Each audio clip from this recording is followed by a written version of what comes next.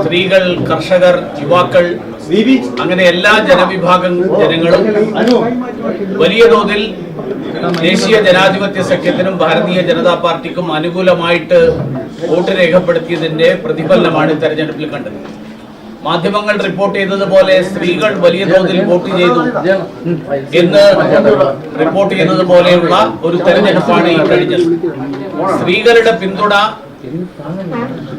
നരേന്ദ്രമോദിക്കും ദേശീയ ജനാധിപത്യ സഖ്യത്തിനും ഇപ്പോഴും നിലനിൽക്കുന്നു വലിയ തോതിൽ എന്നുള്ളത് വ്യക്തമാവുകയാണ്. ഈ തെരഞ്ഞെടുപ്പിൽ എല്ലാ പാർട്ടികളും മാനിഫെസ്റ്റോകൾ ഇറക്കി വാഗ്ദാനങ്ങൾ നൽകി. പക്ഷേ നരേന്ദ്രമോദി നൽകുന്ന വാഗ്ദാനങ്ങൾ പാലിക്കപ്പെടുന്നതാണ് എന്ന് ജനങ്ങൾക്ക് ബോധ്യമുള്ളതുകൊണ്ടാണ് ആ വാഗ്ദാനങ്ങൾ, പ്രാവർത്തികമാകുന്ന വാഗ്ദാനങ്ങൾ സ്വീകരിച്ചുകൊണ്ട് ജനങ്ങൾ അനുകൂലമായിട്ട് വോട്ട് രേഖപ്പെടുത്തിയത്. അതോടൊപ്പം പ്രതിപക്ഷ നേതാവ് ശ്രീ രാഹുൽ ഗാന്ധി അദ്ദേഹം ഉയർത്തിയിട്ടുള്ള വ്യാജ ആരോപണങ്ങൾ, ആ വ്യാജ ആരോപണങ്ങളെ മുഖവിലക്ക് ജനങ്ങൾ എടുക്കുന്നില്ല എന്നുള്ളതും ഈ തെരഞ്ഞെടുപ്പ് വ്യക്തമാക്കുന്നു. തെരഞ്ഞെടുപ്പ് കാലത്ത് ഇന്ത്യ സഖ്യത്തിന്റെ നേതാക്കന്മാർ നടത്തിയിരുന്ന പ്രഖ്യാപനം, അവരുടെ അവകാശവാദം ഈ തെരഞ്ഞെടുപ്പിന്റെ ഫലം വരുന്നതോടുകൂടി കേന്ദ്രത്തിൽ നരേന്ദ്രമോദിയുടെ സർക്കാരിന്റെ ഭരണം അവസാനിക്കുമെന്നുള്ളതാണ്. ബീഹാറിലെ ജനങ്ങൾ ഇന്നത്തെ സാഹചര്യത്തിൽ കേന്ദ്രത്തിൽ ഒരു ഭരണമാറ്റം ആഗ്രഹിക്കുന്നില്ല, നരേന്ദ്രമോദി ഈ രാജ്യത്ത് തുടർന്നും ഭരിക്കണം എന്നുള്ള ജനങ്ങളുടെ ദൃഢനിശ്ചയം, ആ ദൃഢനിശ്ചയമാണ് ഈ തെരഞ്ഞെടുപ്പ് ഫലത്തിൽ പ്രതിഫലിച്ചിട്ടുള്ളത്. അതുകൊണ്ട് തന്നെ രാഹുൽ ഗാന്ധി ഇനിയെങ്കിലും ഇത്തരത്തിലുള്ള അപക്വമായിട്ടുള്ള പരാമർശങ്ങൾ, പ്രതിപക്ഷ നേതാവിനെ നിരക്കാത്ത തരത്തിലുള്ള പരാമർശങ്ങൾ, ആ പരാമർശങ്ങളിൽ നിന്ന് പിൻവലിയുന്നതിലൂടെ മാത്രമേ കോൺഗ്രസിന് എന്തെങ്കിലും തരത്തിൽ നില മെച്ചപ്പെടുത്താൻ ഭാവിയിൽ സാധിക്കുകയുള്ളൂ.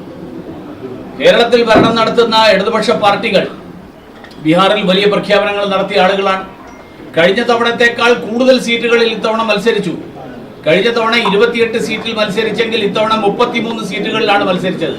പക്ഷെ കഴിഞ്ഞ തവണ കിട്ടിയതിന്റെ പകുതി സീറ്റ് മാത്രമേ ഇപ്പോൾ അവർ ലീഡ് ചെയ്യുന്നുള്ളൂ. അതുപോലും CPML-ന്റെ ബലത്തിലാണ് അവർക്ക് ലഭിച്ചിട്ടുള്ളത്.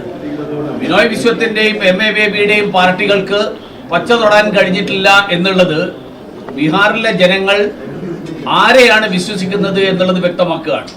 കേരളത്തിൽ തദ്ദേശ സ്വയംഭരണ സ്ഥാപനങ്ങളിലേക്കുള്ള തെരഞ്ഞെടുപ്പ് നടക്കാൻ പോകുന്ന ഈ ഘട്ടത്തിൽ ഈ വിജയം ഭാരതീയ ജനതാ പാർട്ടിക്കും ദേശീയ ജനാധിപത്യ സഖ്യത്തിനും കേരളത്തിൽ വലിയ ഊർജം നൽകുന്ന വിജയമാണ്. വികസനം ആഗ്രഹിക്കുന്ന ജനങ്ങൾ ഏത് ദിശയിൽ ചിന്തിക്കുന്നു എന്നുള്ളത് കൂടി വ്യക്തമാക്കുന്നതാണ് ഈ തെരഞ്ഞെടുപ്പ്. രാജ്യത്തിന്റെ വികസനം, നാടിന്റെ വികസനത്തോടൊപ്പം കേരളത്തിന്റെ വികസനം, വികസിത കേരളം എന്നുള്ള മുദ്രാവാക്യം ഭാരതീയ ജനതാ പാർട്ടിയും ദേശീയ ജനാധിപത്യ സഖ്യവും ഉയർത്തുന്ന തെരഞ്ഞെടുപ്പാണ് തദ്ദേശ സ്വയംഭരണ സ്ഥാപനങ്ങളിലേക്ക് നടക്കാൻ പോകുന്നത്. വികസനം ആഗ്രഹിക്കുന്ന ബീഹാറിലെ ജനങ്ങൾ ആരെ സ്വീകരിച്ചു എന്നുള്ളത് തീർച്ചയായിട്ടും കേരളത്തിലെ ജനങ്ങളും അത് ഒരു മാർഗനിർദ്ദേശമായിട്ട്, ഒരു മാർഗരേഖയായിട്ട് കണക്കാക്കും എന്നുള്ള ശുഭാപ്തി വിശ്വാസമാണ് ഞങ്ങൾക്ക് ഈ ഘട്ടത്തിൽ പറയാം.